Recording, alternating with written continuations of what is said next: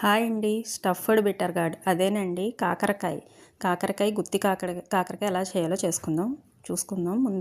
ముందుగా పావు కేజీ కాకరకాయలు ఇలాంటి చిన్న చిన్నవి తీసుకోవాలండి. ఇవి దొరకనప్పుడు కొంచెం పెద్దవి తీసుకుని ఆఫ్ చేసుకున్న బాగానే ఉంటాయి, కానీ ఇలాంటివి అయితే చాలా బాగుంటాయి.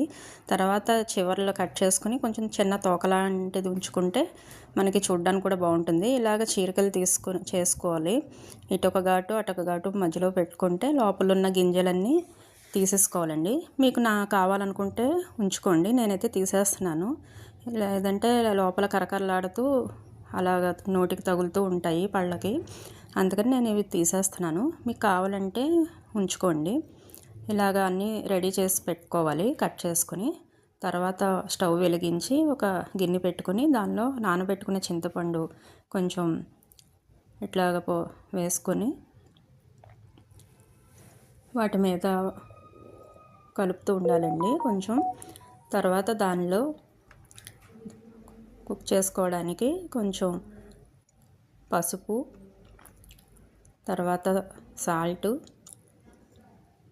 వేసుకొని అన్నీ కలుపుకోవాలండి. తర్వాత కొద్దిసేపు ఉడికించుకోవాలి.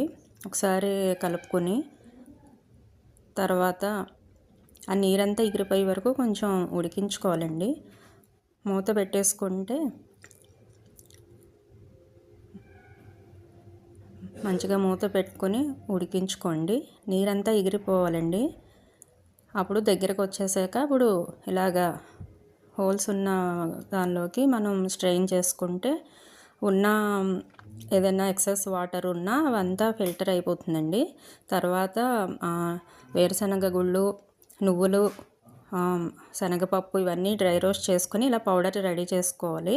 తర్వాత అందులో పసుపు, కొంచెం టేస్ట్కి తగ్గట్టు సాల్ట్,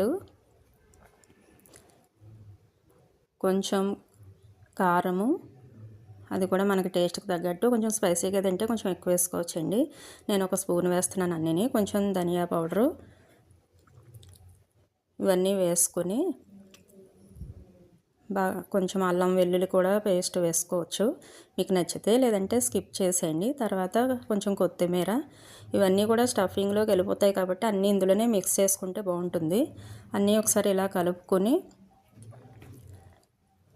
కొంచెం వాటర్ వేసుకుంటూ కొంచెం ముద్దలా వచ్చేటట్టు చూసుకోవాలండి. మరీ పల్చగా ఉంటే కొంచెం వేగడానికి టైం ఎక్కువ పడుతుంది. అందుకని కొంచెం ఇలా కన్సిస్టెన్సీ ఇలాగ కొంచెం గట్టిగా ఉంటేనే మనకి స్టఫింగ్కి చాలా బాగుంటుంది. తర్వాత మనం పక్కన పెట్టుకున్న ఈ కాకరకాయలు స్టవ్ మీద పెట్టుకున్నాం కదా, అది మూత తీసుకొని ఒకసారి కలుపుకొని తర్వాత ఒక గిన్నెలోకి స్ట్రెయిన్ చేసి పెట్టుకున్నాం కదా, అవన్నీ ఇలాగా చల్లారి పెట్టుకోవాలండి కొద్దిసేపు.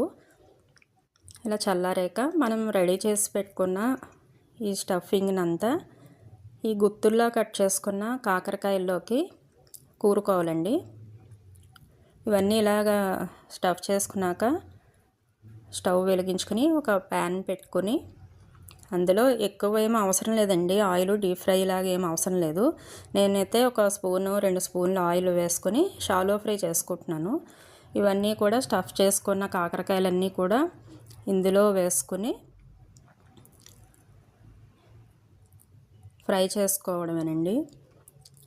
ఇలా ఒక వైపు ఫ్రై అయ్యాక కొంచెం జాగ్రత్తగా తిప్పుకుంటూ ఆ స్టఫింగ్ అంతా బయటికి రాకుండా జాగ్రత్తగా పెట్టుకోవాలి. ఇలా చేస్తే చేదనేది ఉండదండి.